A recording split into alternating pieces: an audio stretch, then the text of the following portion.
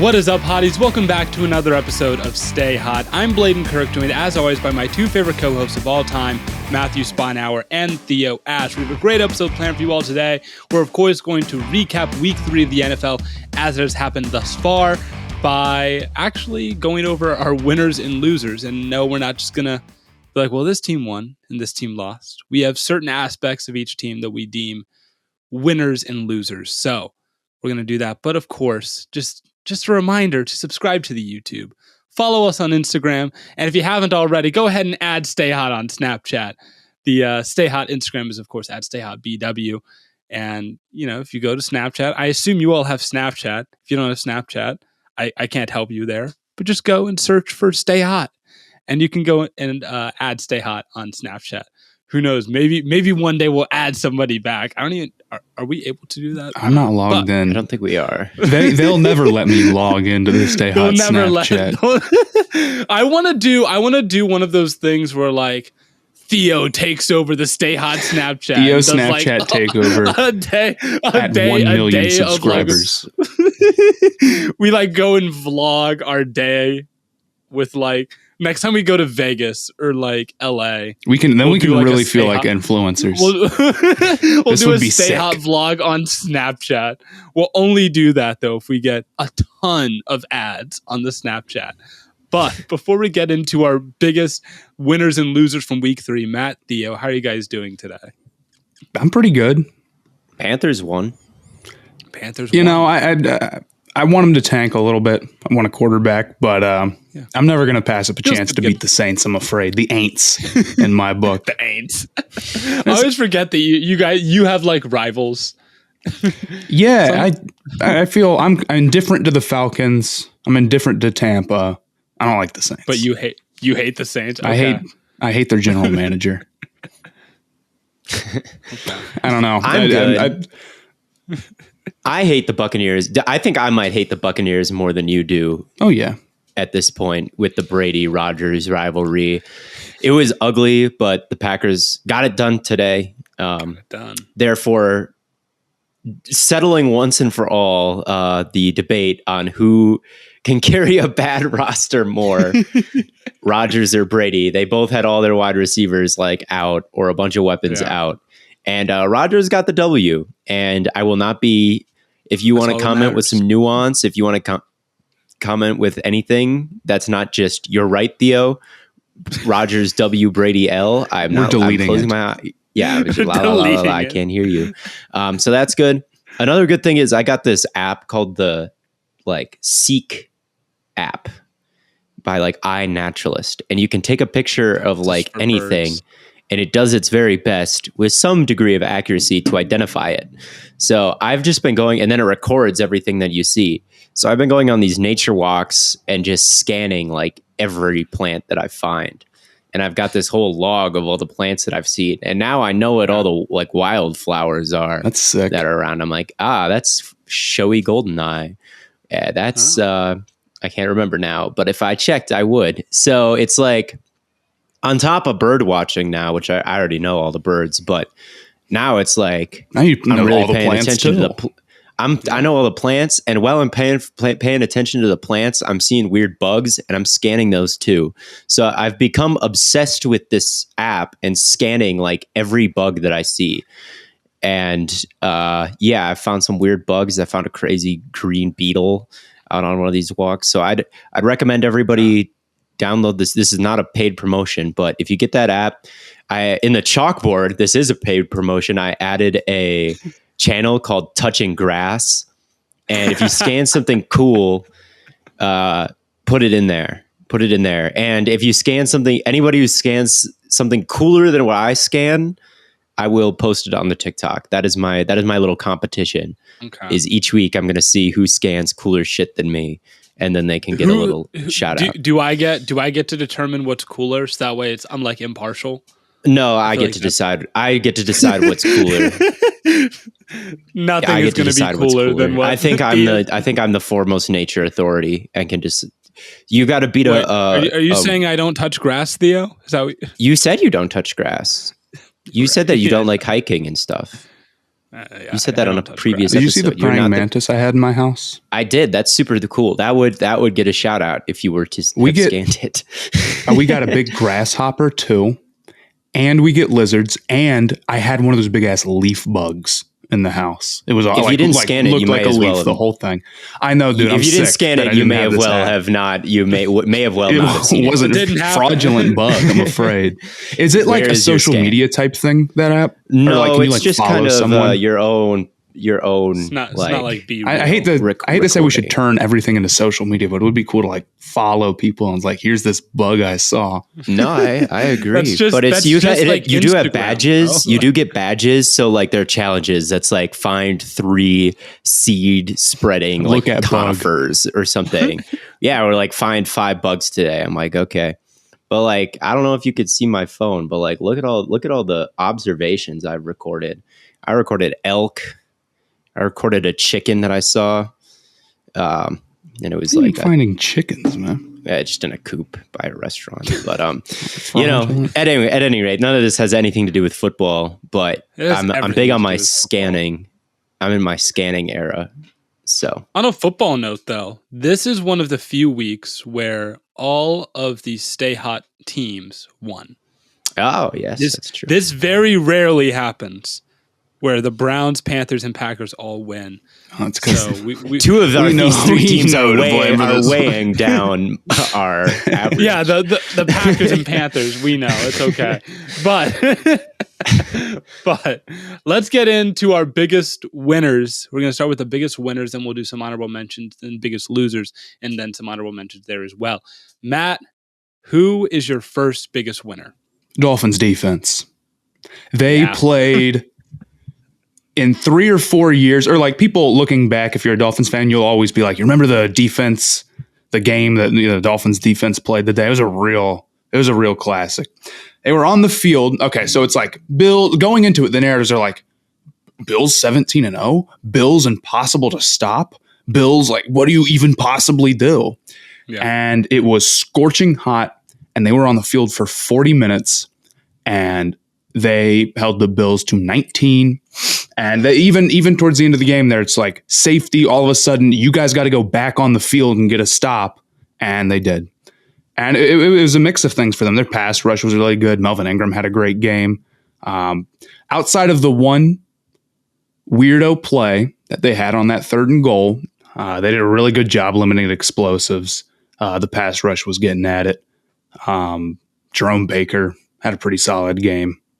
A lot of good stuff. If that Dolphins team and that defense, played pretty bad last week against the Ravens, but if that Dolphins team has, if they're getting the explosives on offense in the passing game, say what you want about Tua, the offensive line is better than it was last year, and the defense is cooking, and they're 3-0 right now.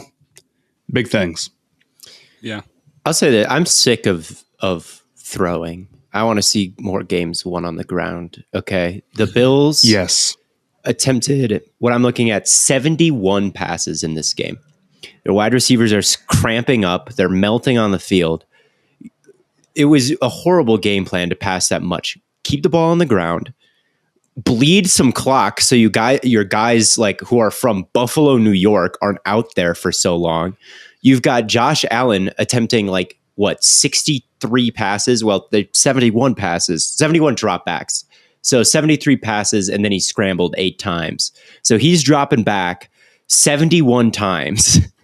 Their leading rusher, Devin Singletary, carried the ball 9 times. All right. So you've got 71-9 here. Look, the MVP of the league doesn't win the Super Bowl. All right. You've got to be more balanced than this. And you'd think they would have had the personnel to become more balanced, right? They let Emmanuel Sanders walk. They invested in James Cook, a running back. It makes sense to get a little bit more balanced on both sides of the ball if you're the Bills. And this was not a game where they're getting blown out and have to throw their way back into it. They were in a neutral game situation, like a close game, either up or down, the entire time.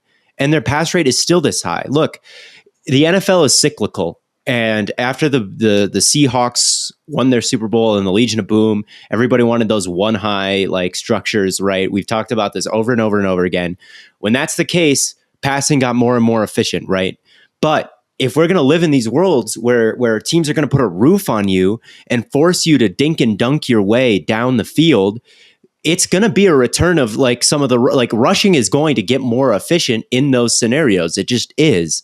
And you've got to like learn that. And you can't like, I think you not that you have to throw out all the analytics of the past, 10 years or so, but like if teams are going to play like this now and they're going to put a roof on you, I mean, Josh Allen has done a fantastic job over these last couple of days, being precise, being accurate in the short and intermediate areas, and winning these games without the deep bomb over and over and over again. He's done a good job with that, but you can run the football too. All right. I get that their running backs aren't crazy great, but it doesn't matter.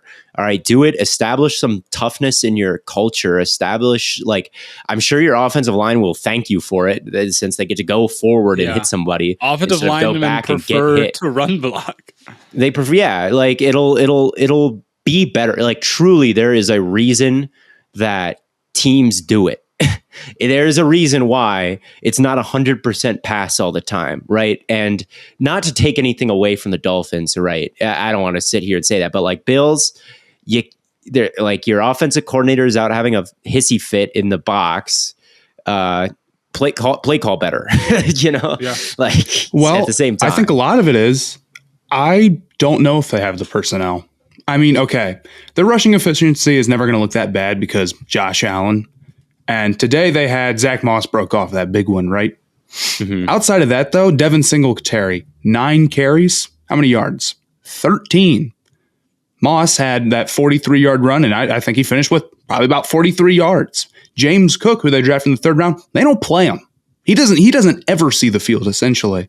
Or that's not really true, but you know what I'm saying. Like, I think their offensive line just is not that good. I don't think they have that strong of an offensive line. And I think they've invested in the idea of like, we have Josh Allen, we're going to pass, 1,000 times, so much that they have not valued run blocking enough to have a super serious, efficient running game, and it kills them. And you've seen other teams that are very forward thinking go too far, buy too much into it. And that's one of the other teams I was going to talk about today. Yeah. And it's not just the Bills either. The Kyler attempted over 50 passes today. Joe Flacco has done it every single game this I don't get year. it, dude. I don't get it. Breece Hall is a very talented running back. Michael Carter are very talented running backs.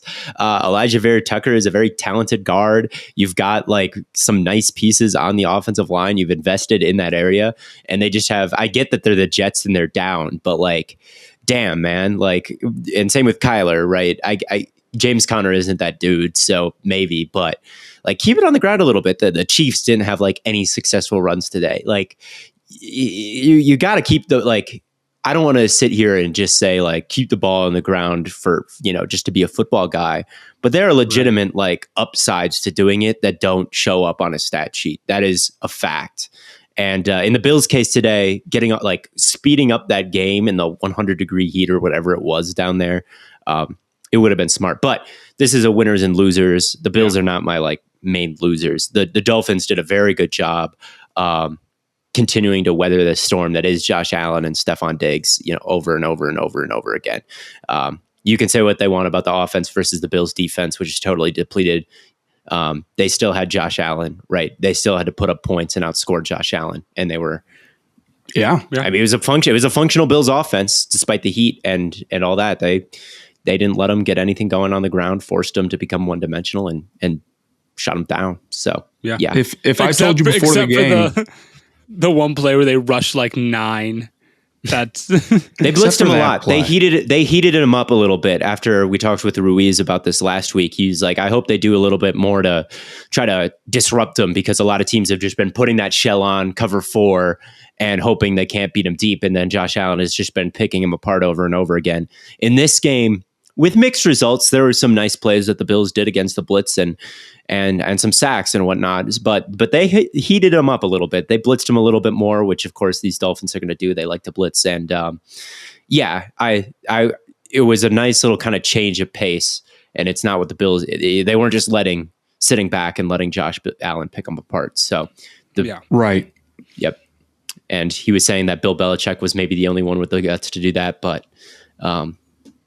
So is, what's his name?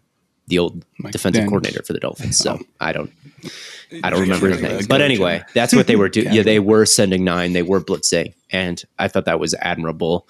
And it paid off. It was a risk and it paid off. It's better than just being like, well, I guess we're not going to blitz. Yeah, at least give it a shot at the beginning. If he's like shredding you against the blitz, which is very possible. Like there have been plenty of games where they'll blitz him and just like a quarterback at the beginning, and then he'll like pick up an easy touchdown, and then they'll be like, okay. Like Mahomes shreds people against the blitz pretty frequently.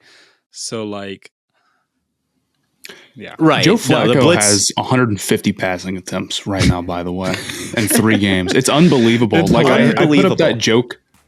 Like, oh, he's on pace for 900 passing attempts as like a joke, but like, if the Jets had their way and Zach Wilson didn't exist, man, he'd get there, dude. He'd get 900 passing attempts. I wonder what they're going to do with that. I'm very interested to see if they throw it 50 times a game with Flacco, and if that changes to like 15 with Zach Wilson. That says a lot about what they think Zach Wilson, about the faith they have in Zach Wilson. All right. As avid football fans ourselves, and me personally, a software engineer that's still in school, we watch a lot of screens, whether it be our phones, our laptops, our external monitors, our TVs, iPads. We have a lot of screen time. And, we did it one time where we like looked at all of our screen time. It was like, what was I at, like 13 hours or something on average for the week? Man. I do a lot of things. It's horrifying. And it's Mine's probably no better. Even more than it's probably even more than that. Like if I'm in class, guess what I'm on? My laptop or my iPad taking notes. Like I'm always like, I don't touch grass. It's a fact. And because I don't touch grass, it can be detrimental to my eyesight and can be detrimental to my brain with all the blue light exposure.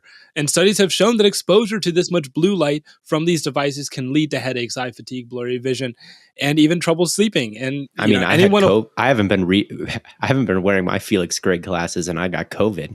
It makes buy these or you'll get sick. You'll get really God sick. Damn it. But anyway, I, as someone that like suffers from migraines, doesn't do a great job of getting enough sleep. Wrote a song about these can be a massive help to my health, and I'm sure they can be a massive help to yours as well. But worry not. I'm happy to say that our friends at Felix Gray can help. Their blue light glasses filter 15 times more blue light that can make screen time tough on eyes and disruptive to sleep. And still not convinced? After all of this testimony, what if I told you that wearing these glasses could also increase your drip tenfold? You can get the glasses looking like me. You can be drippy in a jersey. It doesn't matter. You get the Felix Gray glasses. You will always look slick. I promise you. I always get compliments whenever I wear mine because they just suit my face so well. So if you want the best prescription or non-prescription blue light glasses on the market, use our URL, felixgrayglasses.com/stayhot. Again, that is felixgrayglasses.com/stayhot. Free shipping, free returns, free exchanges, felixgrayglasses.com/stayhot. Anyway, Bladen, who's your first winner from week 3? Lamar Jackson, man. He's the best player ever. Lamar Jackson is he's not the best player ever, but he is the most the most terrifying player. He had 300 yards. He's fast and he loves touchdowns, man. He's awesome. He's fast and he loves touchdowns. Lamar Jackson, and I think he's the most terrifying player in football right now. He was doing a lot of the same things that we're seeing him do right now last year with just brutally injured offense, no running backs, all his receivers. Like he had virtually no help outside of Mark Andrews. And to see him come in now with the offense healthy and he's healthy and he's now in week 1, he had 3 total touchdowns, week 2, 4, and now, week 3, he's had 5 touchdowns. It's just an absolute sight to see. And especially after, the Ravens are unable to come to like an agreement on, payment. Man, blank check. Give that man a blank check. He deserves whatever he wants because he is so clearly this is the thing. When we talk about like MVP, Josh Allen's going to be in that consideration. Jalen Hurts is going to be in that consideration. It's like Lamar, Jalen Hurts, Josh Allen. I think Lamar, Jalen Hurts, and Josh Allen are going to be the three guys. Jalen will be maybe a dark horse. He's going to put up good numbers. Jalen's been playing very well, but to just be like, he will be there in the MVP discussion is like giving it. Currently, currently those are the guys in the MVP talks. And when I look at Jalen Hurts, you're right. I don't think he's actually the MVP. It's a product. It's an amazing offensive line. They have a fantastic rushing attack, and they brought in receivers that help alleviate a lot of pressure off Jalen Hurts. Dallas Goedert's amazing. AJ Brown's great. Devontae had a fantastic game today. Josh Allen has a very similar spot around him. Great situation. They kind of built this whole offense around him. Lamar Jackson is very clearly the most important, the most valuable, the most necessary player on the field at all times, like offensively and defensively. He is clearly the best player on the field every single time. And I'm not sure if this is gonna hold true to like, this was tweeted 5 hours ago. There's been a slate of games since then. There's the game tomorrow, but following the Ravens game, Lamar Jackson was first in the league in passer rating. He was first in the league in passing touchdowns, and he was top 3 in rushing yards. He's third. Damn. All right. He just does everything for them. He's just unbelievable. Talk about running the ball. Running the ball. I love the Ravens. They want to run the ball. They do. And they're not good at it outside of him. Like right with J.K. Dobbins back this week, he didn't do too much. But 7 carries. I mean, their running backs have not been able to move the Kenyon Drake and Mike Davis. They've looked horrible. Justice Hill had an okay game, I thought. Yeah, he had like 60 maybe yards, he did, but like their running backs are not averaging much on the ground. The Ravens are the Ravens are the highest scoring team in the league. That's a fact, and I think it's a fact. I shouldn't just say that. I think it's they might as well be. It's either like them, the Lions, or the Eagles, right? Yeah, they're up there at any rate. And like, I love Rashad Bateman, but he's not like a high end wide receiver 1 at this point. Devin Duvernay has been their most productive guy. They don't have any productive. Ronnie Stanley's been out. I mean, in the pocket, on the ground, don't the Ravens have like one healthy offensive tackle? Isn't it like they're struggling? I'm pretty sure it's just Morgan Moses out there. Well, there's only 2 tackles, and one is starting tackles, and one is hurt. There was Stanley, and then there's Moses, and then there's like Daniel Falele. Oh yeah, and Falele's been all right. But he's hurt. Has he been hurt? Did he get hurt? Okay. He got hurt. So like they just don't have any tackles. And it's so crazy with Lamar. It's like quarterback wins, not a real stat. However, it does not matter who Lamar has had around him. And it's been true since the second he got on the field. Literally. They will not do anything but be very good when they have Lamar. I don't think you can overrate him. Yeah, I quarterback wins is a little bit questionable, but the eye test and just watching him isn't. And I think last year he took some strides as a passer, which kind of got derailed. That narrative kind of got derailed at the end when he got hurt and was struggling a little bit towards the end. Right. He was throwing his touchdown to interception ratio didn't look good. But earlier in that season, I mean, I have a whole YouTube video on it. One of the first all 22 reviews that I ever made was him looking guys off with his eyes, making throws outside the numbers. He was coming back to win games with his arm, which people said he couldn't do. I mean, he is, how many years in a row does he win a lot of games and still you get, the league's about to figure out Lamar Jackson. And they're this close. I haven't seen it yet, dude. I haven't seen it yet. He's done it against the blitz. Surely, and that was the thing where last year teams were blitzing him and they just could not do anything against it. They were the worst team in the league by far against the blitz. And he was the worst quarterback in the league by far against the blitz. So at least then it was like, oh, maybe there is an answer. But this year, I mean, he's played Belichick and the Dolphins, 2 of the like most blitz happy teams in the league, and he's torched the blitz this year. I mean, he's gone crazy against the blitz, which he's done in the past before. He's had 9 touchdowns against those 2 teams. Right. So he's been destroying the blitz, which was like the one question mark. He's running it up and down the field. He's so fast. He's got a lot of zip on the ball. And he loves touchdowns. This is all me and my friends could say. Yeah, he just scores touchdown and after touchdown. I have him in fantasy, and it's just so great. He's so you look at his stats. It's like, man, people, 100 rushing yards back-to-back weeks. I'm looking at it now. Lamar apparently has the most fantasy points of any quarterback through the first 3 games. Yeah, I believe it, dude. Yeah. He was him and Josh Allen. I thought I never tweeted my fantasy quarterbacks list, which was a mistake. But just know that Lamar Jackson was number 2. Just know I was really right about it. That's my dynasty quarterback, man. But Lamar is so damn good. He deserves every penny that he wants. Whatever he asks for, he deserves it. I wonder how much he's going to get. I wonder how that's going to go. If he wins MVP, they're going to have to give him unbelievable money, man. I mean, what other choice do you have? I mean, bro, if I'm Lamar, I'm like, go ahead, franchise tag me. I just won't play. I'll just sit out, trade me. They'll pay him. They should, but you're gonna. It's gonna be a anyway. Lot. Theo, right? Theo, your first winner. Let us hear it. My winner is whoever the next quarterbacks are for the Seahawks and the Falcons. That is my winner from this week, which is a hypothetical winner and not something that actually happened. But I was watching that game against 2 bad teams, right? 2 teams that are not contending for the Super Bowl, 2 teams that are supposed to be top 10 picks. And yes, they've got some limitations, but they are kind of fun offenses. They are kind of fun offenses as it stands right now. I watch Drake London making these contested catches and juking guys out and hurdling people, running people breaking over. Tackles, he's been great. He was great at USC. He was a great prospect, and he's been great these first 3 weeks.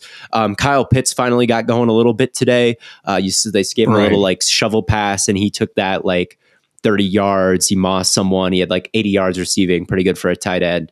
Obviously, we know that he's super talented. And the offensive line for the Falcons hasn't been quite as bad as it seems. The Falcons were the number 1 team this week in offensive EPA per play at over, I think it's 3.1, 3.2, which is 0.1, a full 10th of a point, which is pretty significant for EPA, higher than the Ravens, who are number 2. All right. So they were moving the ball on offense up and down the field. It's fun. There's a lot of misdirection. There's a lot of motion. Arthur Smith, he is someone I have mixed feelings on. He doesn't really seem like a very inspiring character at head coach, and he doesn't throw Kyle Pitts the ball as much as I would like him to, or give him the snap count that I would quite like him to. But the offense is fun to watch. It legitimately is. And I don't think Mariota is that guy, but if you were to inject a top quarterback with those skill positions and in that offense, that's been pretty good over these first 3 weeks so far. I was like that both of these teams, and the Seahawks too, I think with Geno, DK Metcalf made an incredible catch today.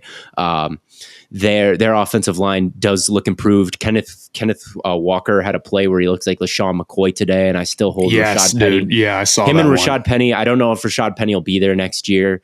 He hasn't quite had the season I've hoped he would have, although a lot of his top runs have been called back via penalty, which has been annoying. But they've got the talent at running back. The tackles, Abe Lucas and Charles Cross, haven't been exactly world beaters to begin, but you feel good about both of them. Yeah. You feel good about the wide receiver duo. And the Seahawks were no slouch on offense today either. They made their fair share of fun plays, and their skill position players made their fair share of splash plays as well. So when I was watching this game, it wasn't a game between 2 crazy, crazy serious teams or anything. But I was like, these 2 teams are looking good through their rebuild right now. If they're trying to work their way back, they don't have franchise quarterbacks right now. This is not going to be like Justin Fields, who we'll talk about. But this is not going to be like a Bears situation where you're going to put a rookie in there. The offensive line sucks and he's throwing to Equanimeous St. Brown all the time, right? This is not going to be a situation like that. This is not going to be a situation where, Urban Meyer is trying to sabotage Trevor Lawrence or whatnot. These look like to me teams that can be you can inject a young or a good veteran quarterback and have things turn around pretty quickly here. So I'm going to give both of those teams a shout out. The Falcons were a little better today, but that is my first winner from week 3. I think for sure, like Mariota and Geno are guys that don't look like they're struggling to get their offenses up and down the field so much. They seem pretty relaxed, all things considered. So, like, yeah, I don't know. You throw a rookie in there, a good rookie in there, they can probably have a bright future. Today's episode is brought to you by our friends over at OddsTrader. For play-by-play updates, live scores, and bet tracking, OddsTrader is the place to go. They have the best price on every game and sign-up offers from multiple sports books. Plus, they have player statistics, key game stats, and even projected game day weather. You can use their bet tracker to keep records of all your games and betting activity. Today, it kept track of my bet, where I bet the over on Travis Etienne's receiving yards. It hit, and that's why I made sure to praise him during the podcast today. OddsTrader.com is the #1 site for all your game day bets. So, to begin your handicapping journey, make sure to go to oddstrader.com/BlueWire. OddsTrader is the beginning of your best bets for all sports. Download from the App Store today. So Theo's first winner is whoever the next quarterbacks are for the Seahawks and Falcons. Matt, who is your first loser? This hurts my heart to say this, but Justin Fields, man.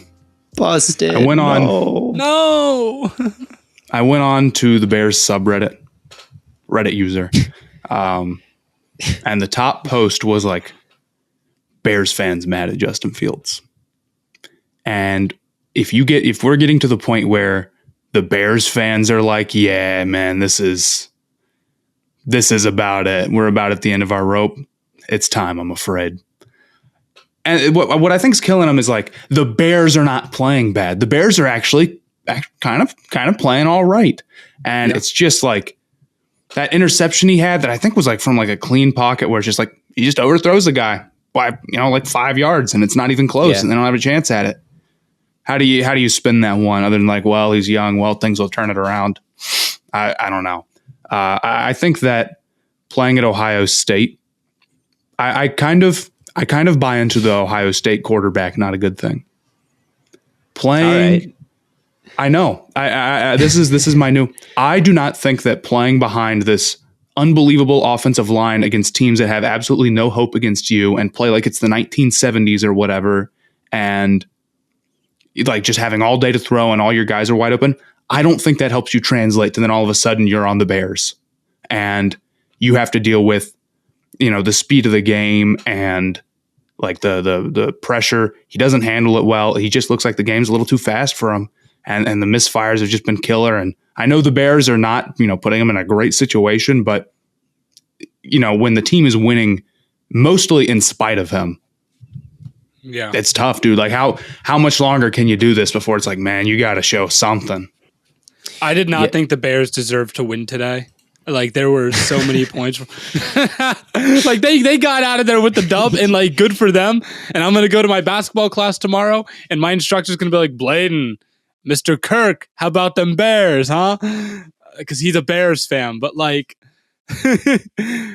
he will, I guarantee you he will admit that like Fields, under 50% completion, 2 picks, no touchdown. Like you cannot play like that and expect that is not winning football. It's not winning football. No. Yeah, and the other aspects of their team, I mean, the rushing attack has been fine. The defense has been fine. It's the passing attack that can't get off the ground at all. And did he throw? I think he threw 2 picks today. The one you alluded to, Matt, tried to fire it up the seam. Perfectly clean pocket. Great protection. Could set up and throw. He had an open guy, and he just missed him. There was Jalen Petrie had, I believe, both 2 of them. picks to both of them. He had both of them. He had both of them. Has been a little heat-seeking missile. He looks like a little honey badger reincarnated over these first 3 weeks out of Baylor, and that's the role he played at Baylor. So he's someone to definitely keep watching out for. Texans fans, your team is not very good, and I don't think like Mills is a long-term answer. So like, sorry about all that, but Petrie has really been a nice player. But anyway, the other one that he had, I believe, I couldn't quite tell what happened on the broadcast angle, but it looked like the Texans were mugging up the front. It looked like man coverage was single high safety, but then the safety bailed off to his right, I guess. And then I believe Petrie rotated from down to the other deep half.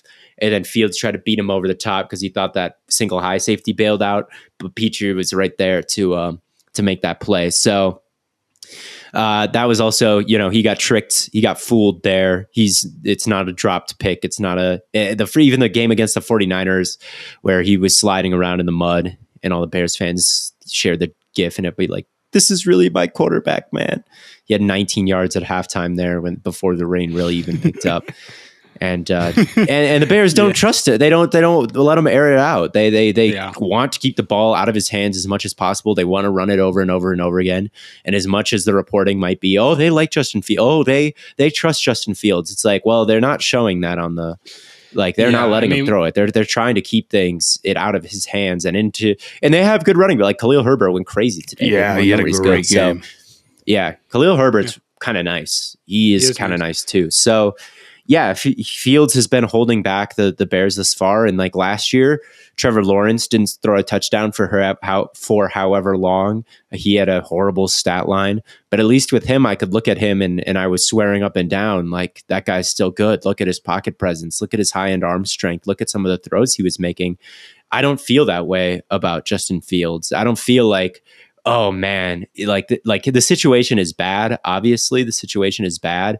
But it's like, he's not flashing like Lawrence was last year. Right. Lawrence was in a far worse position last year.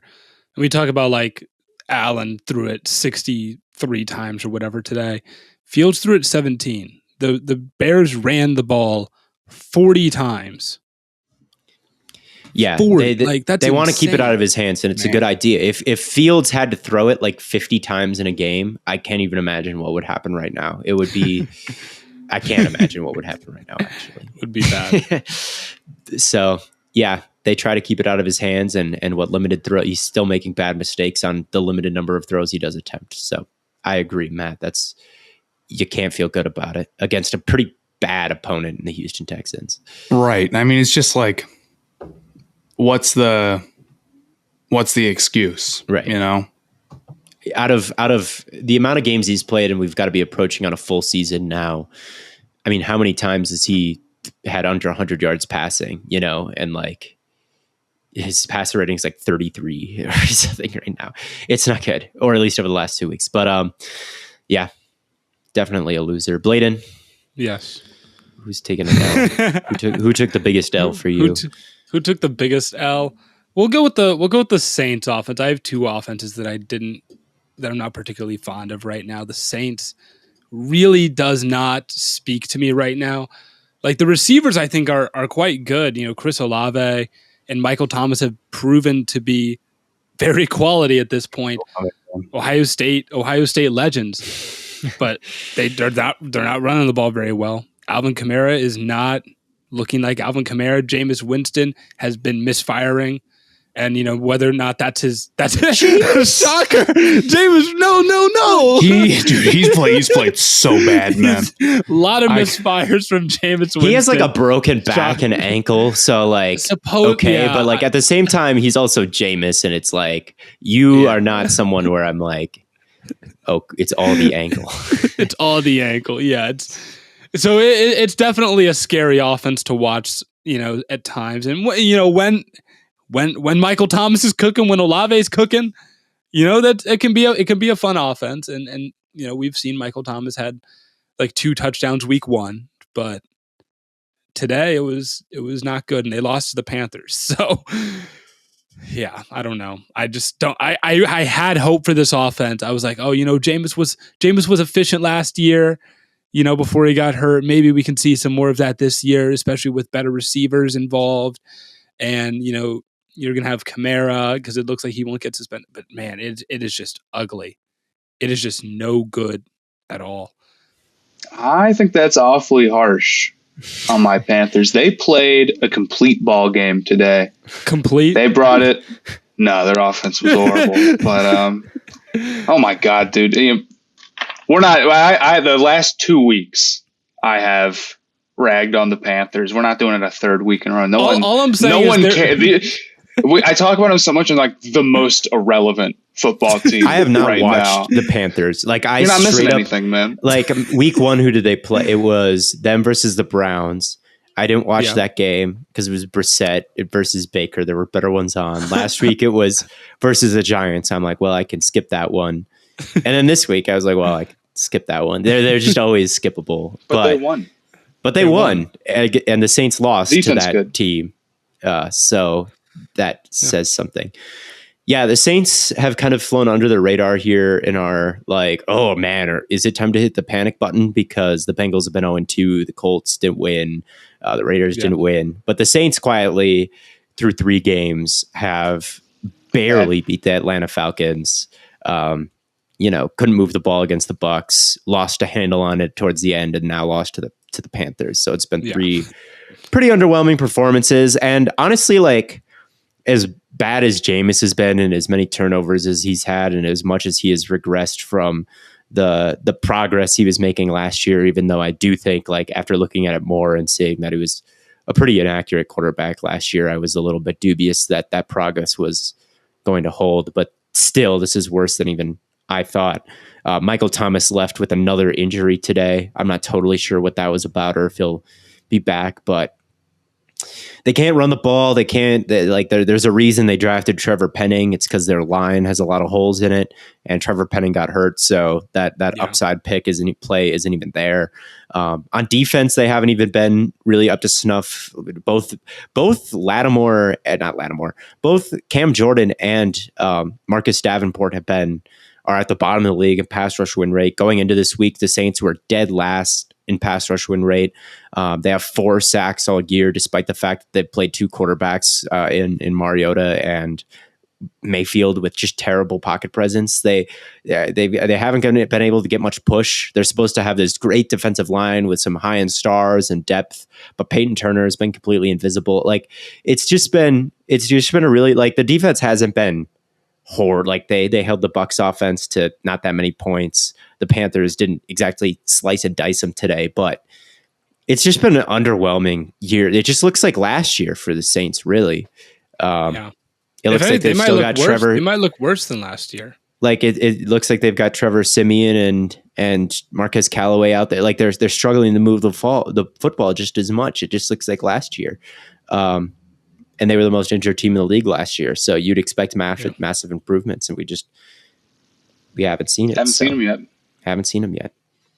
Which perhaps that speaks well to Sean Payton, and maybe he mattered way more than we anticipated. We thought, I think we all projected the Saints to be in the play. Maybe you didn't, Bladen. You always think the Saints are going to suck. But you're right. They're going to go. They're going to go 0-16 from here on out. But it certainly paints Sean Payton in a good light. And for my first loser, I'm going to talk about a guy who might be replaced or might be on a hot seat already, and that's Josh McDaniels, the head coach of the Raiders. The Raiders are the only winless team in the league, and last year was a train wreck season for them. Coach gets fired. Their star wide receiver is forced to be cut after the horrible accident. Just every week it seemed like someone was getting arrested or there was some scandal or something like that. And they were able to make the playoffs. They were able to win 10 games. Rich Bisaccia was able to lead them to 7-4. Not all of those wins were pretty wins. Not all of those wins were like dominant wins. There was a lot of COVID-stricken teams that they beat, but still they were able to look competent. This year, you took that team that got 10 wins. You added Devontae Adams. You added Chandler Jones, and you're the last team in the league without a win. And you're Josh McDaniels. You're a guy who has had a head coaching position before, right? In Denver, and it ended after a year and a half. It was a disaster. You rubbed everyone the wrong way. He didn't inspire much confidence, and it was just kind of an ugly tenure. Then he goes back to Belichick. designs plenty of successful offenses with Tom Brady. Then he gets a job with the Colts. He accepts that, then backs out. Not a good look. All right. Goes back. The offense falls off a little bit without Brady, but that's to be expected. He gets another head coaching job. This now his third opportunity after kind of messing up the first one, either before the tenure even starts or a year into it. And you're 0-3. I mean, what have we seen that inspires much confidence in him? No Nothing. Belichick disciple has ever worked out. All right, as a head coach, none of them. The track record, the batting record percentage, it's 0. All right, it just never works. Trying to install the Patriot way in other places, it never works. And is this one going to work? The guy who's failed before, the guy who's 0-3. I mean, they've lost in a variety of different ways. They couldn't respond after going down early against the Chargers. They couldn't hold a lead after going up early against the Cardinals. In the first 2 games, they've been horrible on early downs. In the first 2 games, they were like -0.21 and -0.2 or something like that EPA per attempt on these early plays. When you can choose that, like you've got the whole playbook at your favor. He's supposed to be an offensive guru. He was supposed to lead Derek Carr with these weapons to like the best season of his career, maybe a dark horse MVP candidate. And it kind of seems like Derek Carr is playing his worst football in a long time. Last week, they just decided not to look at Davante Adams. I went back and looked why he only had 2 catches. And it was just like I think they thought week 1, they were too dependent on him. And the next week, they were like, well, we're going to try to win in other ways. And just like kind of ignored him on purpose. I think that's kind of the vibe I got. Because like in the Packers scheme in week 1 with the Raiders, he was just kind of the first read all the time. Is like, see if Davante wins his one-on-one, then work the other side. And on this one, it was like, don't look at Davante unless it's like a last resort and try to get other people involved. That's like, it seemed like a conscious decision. And so I don't think they've been utilizing him in a really great way since the first game. The defense allowed 3 straight 75+ yard drives to begin this game. The Titans looked horrible the first 2 weeks, just carved right through this defense. Everyone outside of Max Crosby and Nate Hobbs on the defense hasn't quite looked right. Carr has not been playing good ball. And I mean, there's been some stuff that the coach can't control. Waller dropped some important passes. Carr has made some silly decisions. The line is getting a lot of push. They've inherited this roster and the rest of this defense from the previous regime, but the offensive line is really bad. But I mean, you got to get a win, dude. Like 0-3, and the division doesn't quite seem the juggernaut that it seemed before the season. So, maybe they can come back and get things back on track. I believe they have the talent to do it. But, I mean, Fire McDaniels is trending on Twitter right now. I just checked, and I think Raiders fans have a good reason to be mad. It's just too much talent on one team, and they went too all in 1 year to have results like this out of the gate. And they've been living in a world where they've got to get bailed out on 3rd down and long to like it's kind of been ugly. It's kind of been ugly. Yeah. Like they've lost some really ugly games to not exactly the top competition in the Cardinals and the today the Titans. So yeah. I mean, Theo, I'm right with you. My other biggest loser was the Raiders offense. So like yeah, we won't touch too heavily on that like the second time around, but like you're right. This is Derek Carr's worst football since like 2017. He's throwing like 60% completion percentage. This is Davante Adams' worst football since like his rookie year. And Davante Adams isn't a bad like I don't know if I'd say that because he has scored a touchdown in all 3 games, Yeah, but like he has a 50% catch rate. Yeah. Through 3 games. Is that true? His catch percentage. His catch percentage is he has 17 receptions on 34 targets. Damn. It's not good. It's not good. Yeah, that's really bad. Yeah, and there's a little bit more nuance to that. And honestly, I don't even think the offense was the biggest problem today. It was the defense, and Derrick Henry was running. The linebackers were not really disengaging much. The interior of the defensive line was not getting much push. Derrick Henry was able to get right. They were able to get him the ball in space on checkdowns. I think he had over 50. That had to have been a career high in receiving yards for him too. So they weren't really anytime you allow I just look at like the Raiders problems going into the season were supposed to be like the defense, right? Right. They were supposed to win games with high level offensive play and be able to just slice and dice with Devontae and Derek and Renfro and Waller. That's how this team is supposed to be.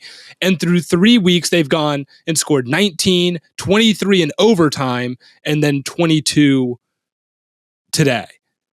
Like that's like for an offense that's supposed to be high octane, that's not good. That's really subpar for them.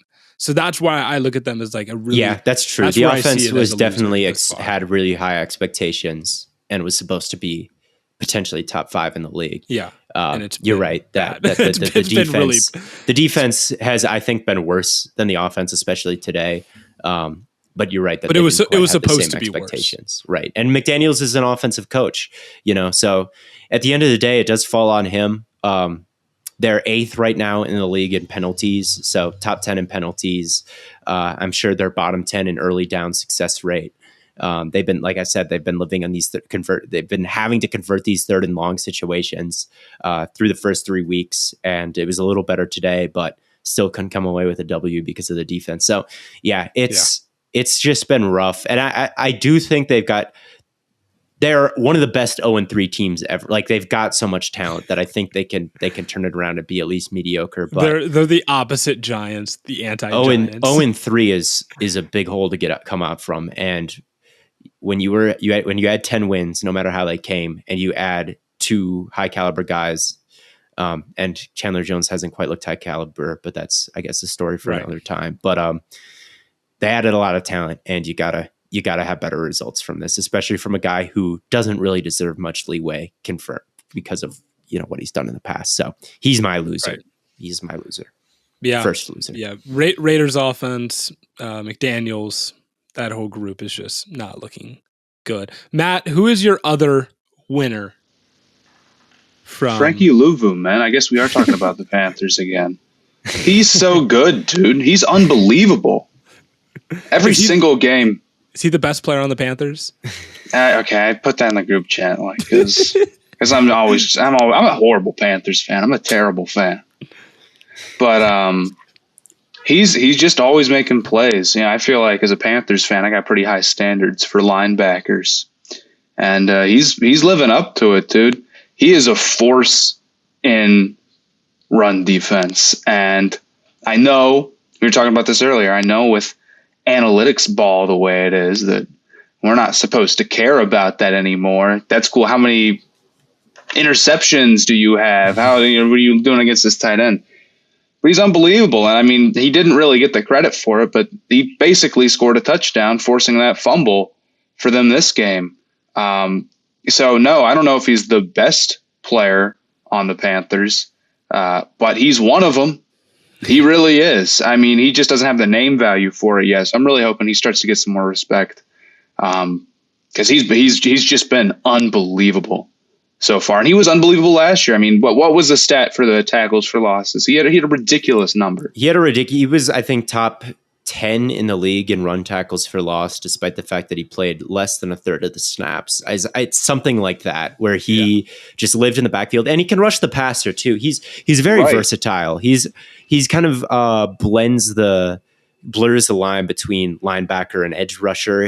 He's like a little Micah Parsons out there. He's like a little mini Micah. Right, yeah. So this is what we need to be saying. This is what we need to be saying. Not saying that he's Micah Parsons, but that's kind of, you think of him as kind of that hybrid edge off ball type of role, and what Micah Parsons was doing last year and how disruptive he was. Frankie Louvu has been extremely disruptive in the same role, and you might just roll your eyes and say, who is this clown?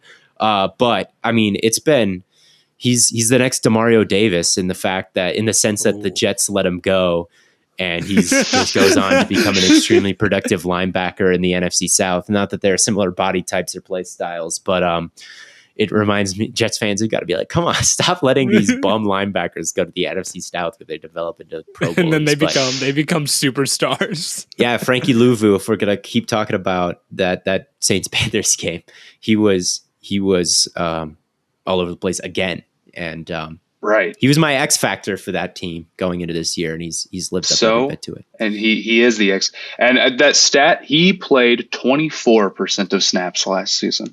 Yeah. This season, 90. So 90. I mean, they can't live without him.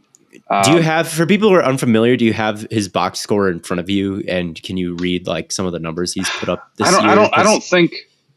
Okay, well, the previous game, this is the reason why I'm saying this is not like a one-time thing. He had 4 tackles for losses against the Giants.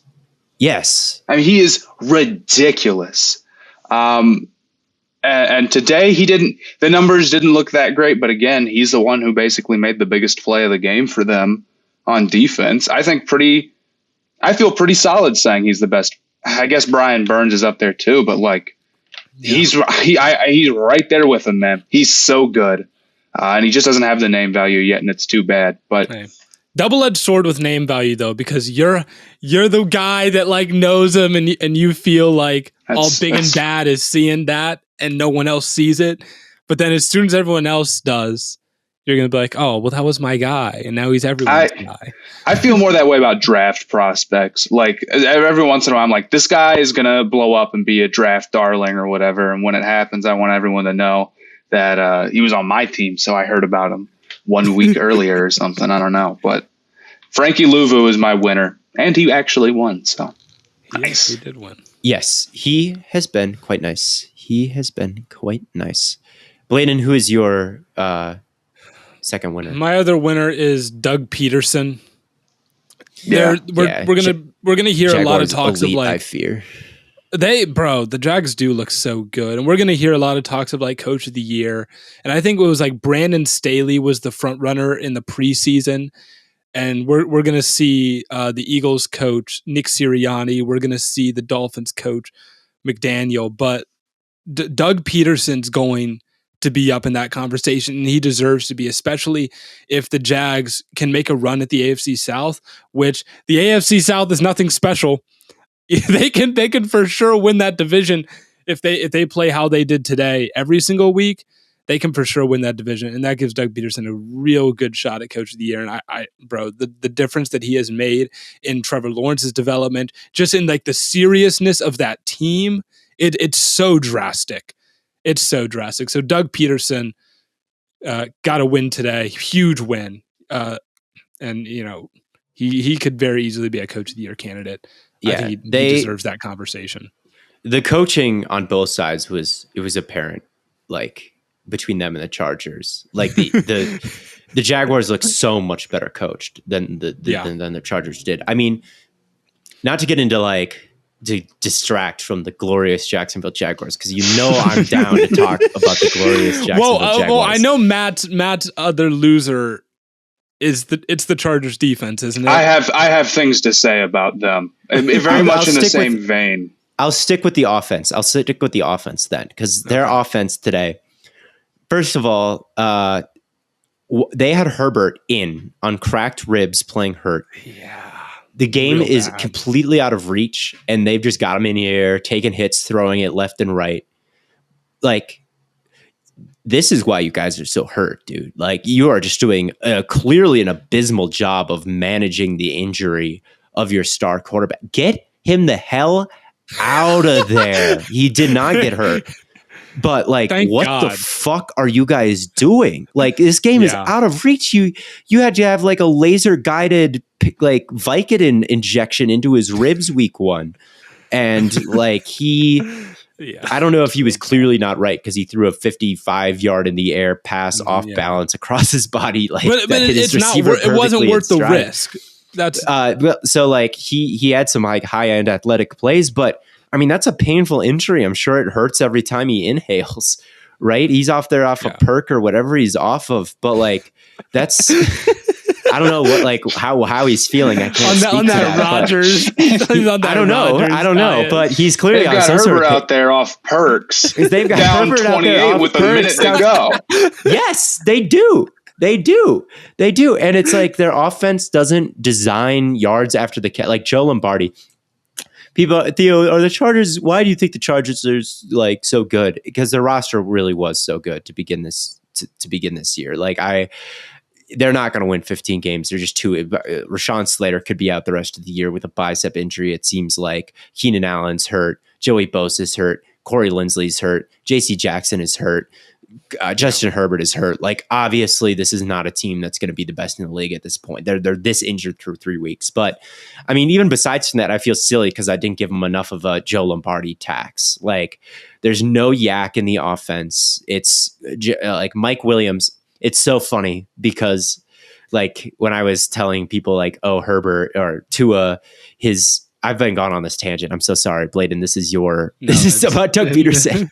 But they were like, oh, Tua is the only one that people discount his weapons. Like Herbert has Mike Williams and Keenan Allen, and no one discounts his weapons. Stop it. Mike Williams cannot create separation. Keenan Allen runs a 4.7 and is always injured at this point in his career. Like, the weapons are not that good. They continually just catch curls on curls on curls with no yak ability. It's just like they catch it, they go down. Like, it's a very conservative off. Yeah, it's Joe Lombardi comes from New Orleans, and he thinks that he's dealing with 2020 Breeze out there, and he's not. So the fact they had Herbert in the offensive play calling of the Chargers, that's also been an L. And to wrap this back to Bladen, what you were saying, then you look at the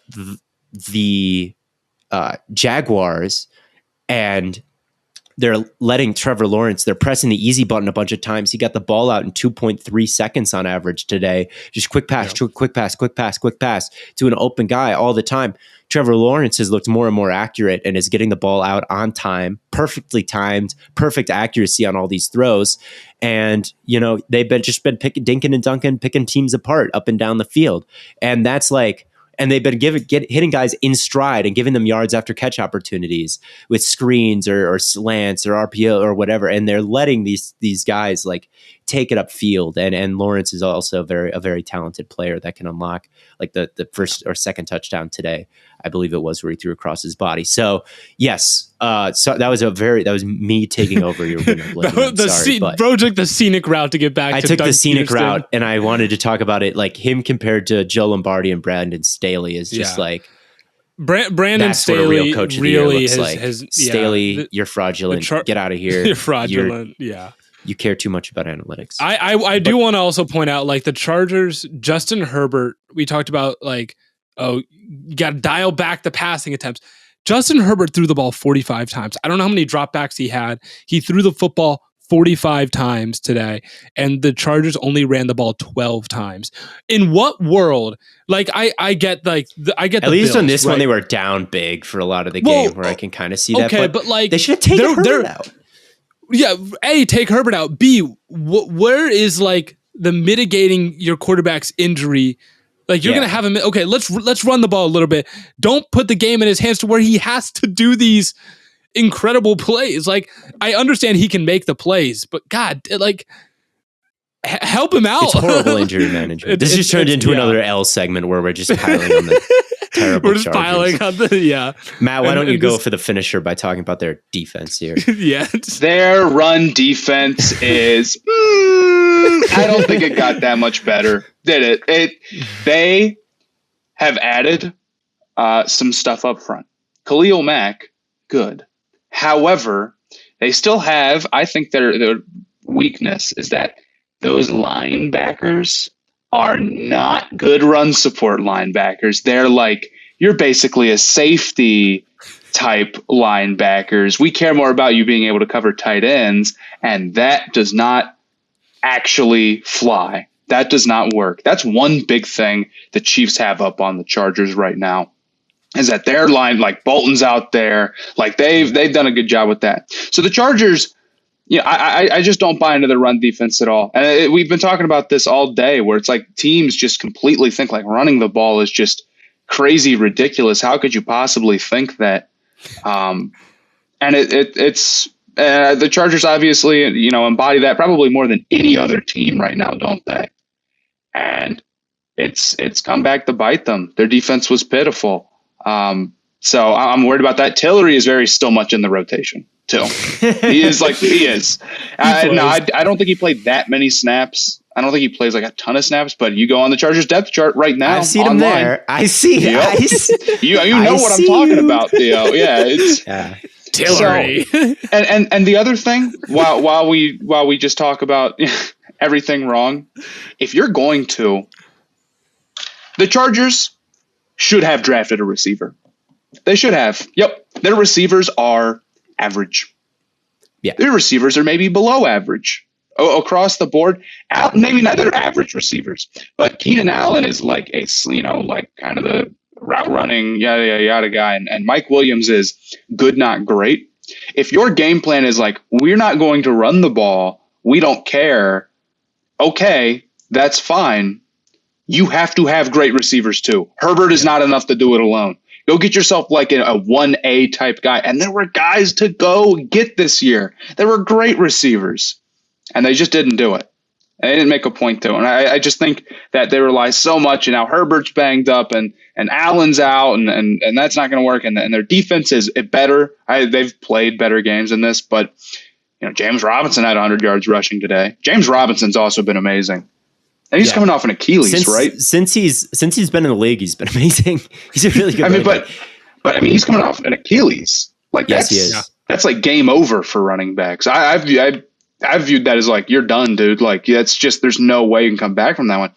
And the Jaguars have a first-round running back. Like, this is an insane storyline of first-round running back on the roster right there, and you had an Achilles tear, and he's still killing it. So, shout out to him. But beating out ETN. And ETN is good, too. Touches. It's just that, like, ETN has looked fast and somewhat elusive. I'm sure he's about to, like, the drops week one kind of put a bad taste in your mouth, but like ETN has not like looked like a negative player for the Jaguars at all. And it's just that James Robinson has just looked so nice, just like he did last year, which kind of is what confused me. Then like all the fantasy people were hyping up ETN so much. It's like, bro, James Robinson was like reported to play week one and it just didn't move the needle at all. But he's been really good. The Jaguars have been really good. I can kind of understand this week, like the Chargers not running the football because the Jaguars run defense has just been eating people's faces. Yeah. And Trayvon Walker and Josh Allen have been amazing. Follow Ronsu Fonte. I've talked about this like every episode so far, but I can get behind that. No, and I thought the Jags would win this game. Just I'm like, bro, the Chargers were just so banged up. I picked the Jags too. It seemed like a recipe for disaster. Yeah, but we're talking about winner. Another winner I've got is you had another loser. You have to do another loser. Oh, I have to do another loser. Oh, my other loser is the Chiefs' offensive line. It was not the main reason they lost today. The main reason they lost today was dumb special teams mistakes. All right, a muffed punt, a fake field goal that was stupid and they didn't get it. Yeah, a missed field goal, bad kickoff returns. That's four. Like, if two of those four things don't happen, they probably win this game. All right. If they don't muff that punt, if they don't fake that field goal, like if any of that happens, they probably win. It would just would have taken this much. But the game is three phases: offense, defense, and special teams. I'm not saying the offensive line. I'm not saying the Chiefs' offensive line is the main reason they lost this game. It was the special teams. But the Chiefs are they're sixth worst team right now in terms of pressure rate allowed. Sixth worst. They're the sixth worst team right now in pass block win rate. And the Colts were only rushing 4 for most of this game. I don't think they ever rushed more than 5. And they had a pressure rate of, I believe, 36% in this game. Last week against the Jaguars, it was 10. We talked about this with Ruiz. The Colts were near the bottom of the league in pressure rate. Now they were near the top of the league in tackles for loss. So maybe you could say, like, and just in terms of talent level, like the Colts defensive line was more talented than their results, but they had still like been handled 2 weeks in a row. The Colts or the Chiefs, there are too many C teams. The Chiefs offensive line, like Mahomes was moved off his spot a lot during this game. He had to throw on the run a lot during this game, and they couldn't run the football. There were another team that just had like almost 0 successful running plays, and it all came down to the arm of Mahomes because the right side of the line and Orlando Brown. Orlando Brown, I took the biggest L of anyone this week, or really anyone this year, because the Chiefs, for whatever reason, and this would have been a bad contract from the Chiefs, so I don't know why they turned this down. He could have been the highest paid tackle in the league, and he said no, which is ridiculous because he's not that good at being a tackle. Like, he's fine. He's not that good. He turned it down, and then this year he just sucks. And they're getting killed. Like, they're a bottom 10 offensive line right now, if you look at the results. And if you look at the game today, there were plenty of drops. There was a big missed touchdown to Marquez Valdes-Scantling from Mahomes, like should have been a wide open touchdown that he missed. Outside of that, he was generally playing well, but there were some big drops on third down and a big drop by Kelsey in the end zone, and some bad special teams moments. But they sunk a lot of resources into this offensive line, and it was good last year, but it needs to continue to be good. So that was a big loser to me, and a big reason why the biggest upset of this week happened, because the Colts on offense, it was one of the worst offensive performances of the week. They sucked on offense. They couldn't move the football at all. They were terrible. And the Chiefs still couldn't take advantage because of special teams and offensive line errors. I don't anticipate the special teams to be this bad going forward, but I think the offensive line could, because 3 weeks, it does not look special. So that's another kind of big loser, I think, from this week is or really the first 3 weeks is the Chiefs, outside of that game against the Cardinals, have not looked great on offense. And I think the line is kind of a big reason why, and kind of an underrated weakness in their team right now. So that's a loser. And Theo, I'm now realizing that you were right. You were supposed to do your winner, but we bounced around so much because there was like the overlap in our winners and losers. So talk about Devontae. Well, I changed it. I had Devontae Smith as a winner, but then I realized I talked about him on TikTok. So go check out that video if you want to see him mossing a bunch of guys. My other winner is Jeff Okudah, and I'll have to look at the All-22 to see exactly what he's been doing. It kind of seemed like a game where maybe they still view Oruwariye as their cornerback one because, he had 6 picks last year and he played decent last year. Yeah. They seem to employ the strategy of, we're going to put our cornerback 2, Okudah, on Jefferson and bring a double team and double team Jefferson with Okudah and a safety, and then leave Oruwariye on Adam Thielen 1-on-1 the whole game. Like, that's kind of a strategy some teams use, is put cornerback 1 on wide receiver 2 with a double team wide receiver 1. So we'll see exactly how much Okudah had to do with this performance of this poor Justin Jefferson performance, but he was on him a lot. And you didn't hear his name a lot. That's at the end of the day, that's kind of what it comes down to. Is his rookie year, he looked like a massive bust. He was getting torched left and right. He's getting left in the dust. Then he tore his Achilles. I believe it was that. And that might not be something that you ever bounce back from. All right. He didn't look fast before that. So through the first 3 weeks of the season, for him to be successful and to have, no matter the help he had or how much zone they were playing or how much they were bracketing him, for him to, not get picked on at all through these first 3 weeks, and pretty much, you're not hearing his name through the broadcast. It's pretty much all quiet on the Okudah front. That's what you want from your corner. And so far, it looks like a pretty good bounce back season. Now, I have not watched the All-22 on him yet. I don't know exactly. Maybe that'll be my All-22 review. I don't know exactly how much is him and how much is the scheme protecting him. But right now, I can't help but be a little bit impressed that he's in this position at all. And we're talking about that as even a question, because he hasn't really allowed any big plays. That's for sure. So I don't know how easy his job is, but he hasn't been messing whatever it is up. So we'll see. That's got to be a winner after the start his career got off to. And that's it's another insane turnaround. I loved Okudah coming out of college. Granted, horrible, me, but I loved him in particular. So I'm really happy to see him be pretty good. I think that's a pretty major surprise, honestly. Yeah, he was good in college. So I figured it was, at some point you would think that eventually the switch would flip. A lot of bust corners, It's hard. It's a hard thing, but he's a winner. And to the extent I'll investigate, to the extent that he's a winner, I'll investigate. But he is a winner. Yeah, at least thus far this season. So If you watch football, you need Fubo TV. Fubo TV gives you complete coverage of college and pro football with NFL Red Zone, plus games in 4K and no extra charge. Over 100 channels of live sports and entertainment for a fraction of the price of cable.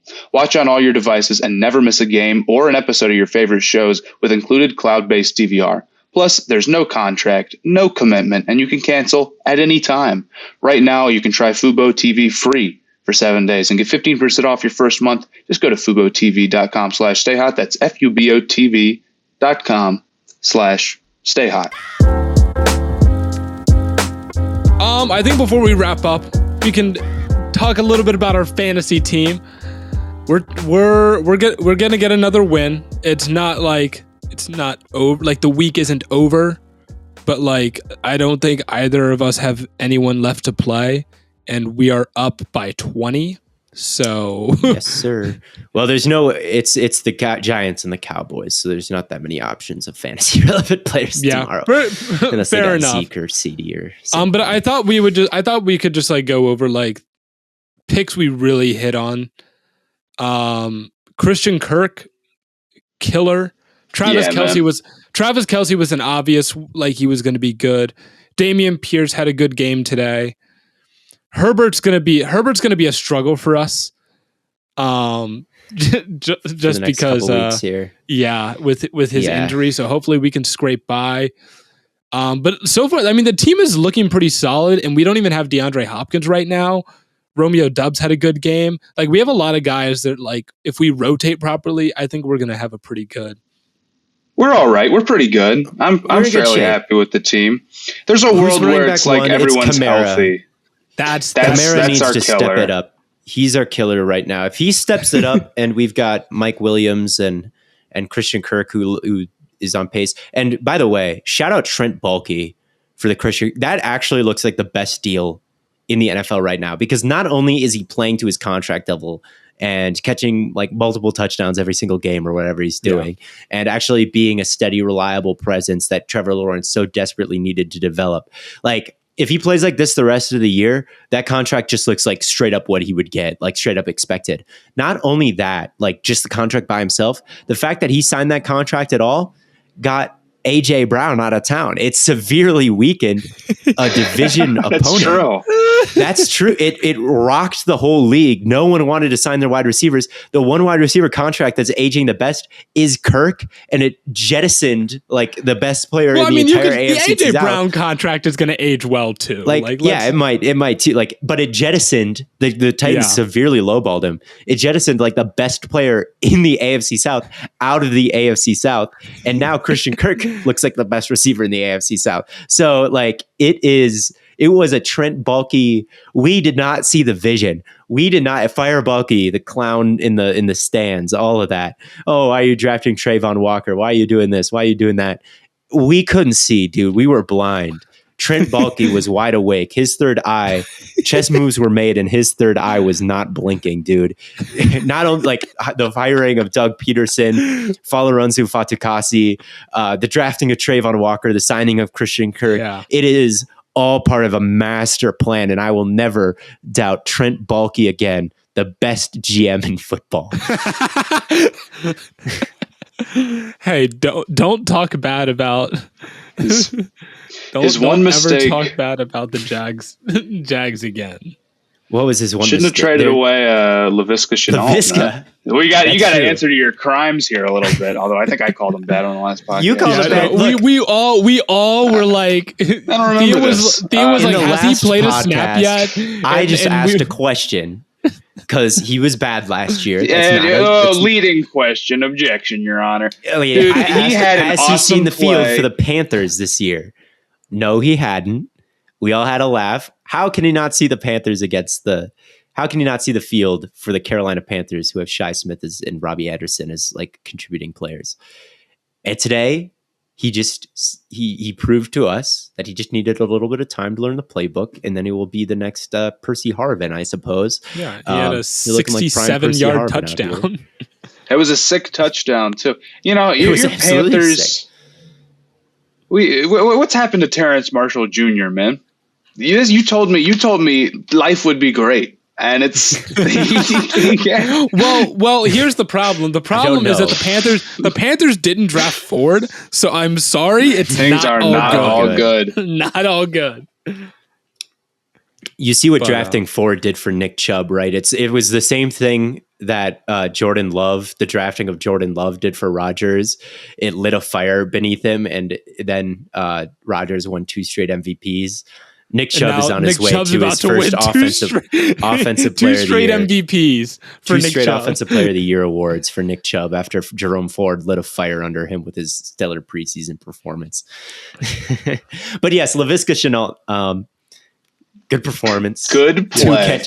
2 catches, 96 yards or whatever it is so today. Funny. The Panthers' leading receiver had 2 catches. Hey. Tyrann Mathieu They hate DJ Moore. They do. Tyrann Mathieu blocked me on Twitter because I said that he didn't give a lot of effort tackling. He must answer for his crimes on that play. Go back and watch it. That's all I got to say. Well, there's not many can tackle Laviska, I'm afraid. You're right. It was a great play by Laviska, but also, I know what you are, Tyrann. Yeah. You can block me. You can block me, but I saw it. I saw it on film. All right. So, also shout out Nixon, the backup cornerback for the Packers. The pack is back, baby. The pack is back. Yes, it is a nice sweatshirt. Do not ask me who the quarterback was during the 1995-1996 season. He has been stricken for the history books. It was Scott Tolzien. But yes, the pack is back. The defense is dominant. Tom Brady is fraudulent, and Nixon, I don't even remember his first name, the guy who subbed in for Jair Alexander, was totally locked down today, albeit on all the backups, but he was forcing fumbles. He was getting PBUs. I was very worried about the depth that the Packers had after their top 3 corners. This dude, Nixon, came in and just balled out. So he's another Theo Ash shout out, along with Theo Ash shout out, along with what's his name, Trent Baalke. So Nixon and Baalke. Fair enough. 2024. All right. Well, I should probably end the episode at this point, shouldn't I? But I do have one more question for you, Matt. Mm-hmm. Are you okay? Yeah. Yeah. You're are you making the shirt gag? I don't know what possessed me to tweet.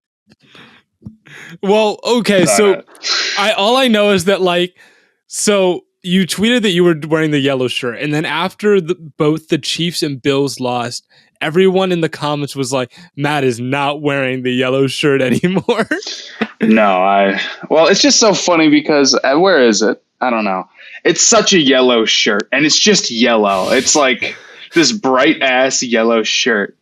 And it's like, it just looks happy, man. Hashtag color theory. I just wanted to make sure that the locks weren't causing you to not feel happy anymore. You know what? I'm not even mad at myself. It's a stupid game, bro. With too many rules. And I think you and I both would have picked the Chiefs, and I thought about picking the Bills. Yeah. Did I do anything? I'm not out here you weren't an idiot. Blah blah blah.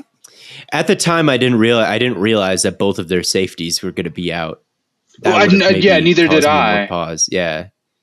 I didn't realize that when we did our breakdown on Thursday that Mike Hyde was out for the whole year and Jordan Poyer wasn't going to happen. And then, on that Tua throw, that 70-yarder to Waddle or whatever it was, where they split both of the safeties, you thought that was going to be Hyde and Poyer closing in instead of that guy looked like James Cook from what I could see. James Cook out there playing? He's got the dreads. Not our fault. Who did I pick? No. I picked the Raiders over the Titans. You picked the Saints. And I picked the Saints off of Matt's advice. Did you pick the Raiders Matt. too?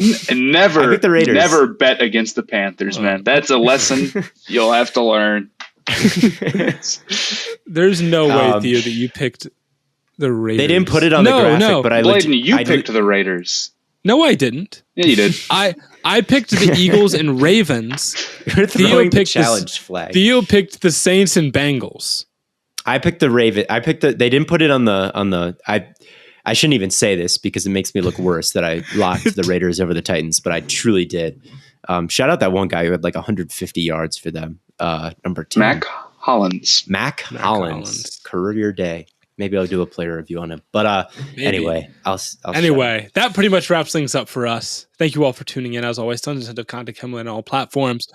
We will be back with a live stream to recap the Monday night game as well as talk about the games that we didn't talk about today. And of course, talk about the Sunday night game. That's also included in that. So we'll have that live stream Tuesday afternoon. But until then, from Corn Boy, Bird Boy, and Lemon Boy, we will catch you all on the flippity flop.